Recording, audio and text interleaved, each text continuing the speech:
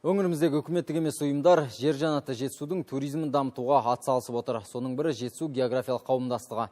Былтыр жергілікті активтер мен жастардың бастамасымен құрылған қауымдастық бүгін бірнеше журналистер мен блогерлерді мүшелікке қабылдап, жұмыс жоспарымен бөлісті.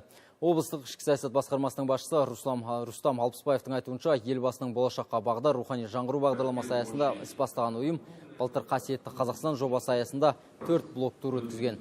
Облысымыздың барлық сакральды жерлерін аралап жұртқа насихаттаған. Биылда 2 үлкен жобаны қолға алды. Таяуда журналистер мен блогерлерден тұратын топ Тараз, Қызылорда, Түркістан қаласы мен оңтүстік Қазақстанның киелі жерлерін аралап қайтса, осы айдың соңында Батыс Қазақстанның Ақтау, Атырау, Ақтөбе, Орал қаласына жолға шығады. Келесі жылы орталық шығыс солтүстік Қазақстан облыстарын сапарлау жоспарда. Биыл сондай халықаралық экспедиция жасау шеңберінде құрамында тарихшы, жазушылары бар бір топ келесі апта Қытайдың Мұқали қаласына аттанады. Шара аясында Жетісу географиялық қауымдастығы өңірдің ішкі туризмін дамытуға белсене атсалысқан бірқатар бақ өкілдерін алғыс хатпен марапаттады.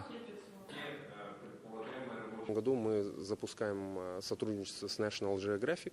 Биыл біз сондай-ақ LG графикпен бірге жоба бастаймыз. Құжаттар реттелсе, қыркүйектің орта шенінде журналистер мен блогерлерді ақш-қа апарамыз. Ондағы мақсат ынтымақтастықты арттырып, Жетісу географиялық қауымдастығының жұмысын жетілдіру. Егер қазір біз тек блок-турлар өткізсек, облыс әкімінің қолдауымен алда тамаша жерімізге арналған бейне, фотолар үшін гранттар, байқаулар ұйымдастырғымыз келеді. Яғни цифрландыру аясында ашық open data көзі ретінде фото, видео ақпараттарды сақтайтын фотобанк ашсақ деген ниетіміз бар. Сонда табиғаты ғажап, киелі жерімізді республика ғана емес, әлем танитын болады. Алда құрылған жоспар елордамыз Астананың 20 жылдығына орай осы Алматы облысының тауларына шығып 20 мың метр биіктікті бағындырып, әзірге 2 шыңды бағындырдық, 3 мың метр болды. Енді алда Қазақстан Республикасында ең биік шың Хан Тәңірім бағындыру жоспарда бар.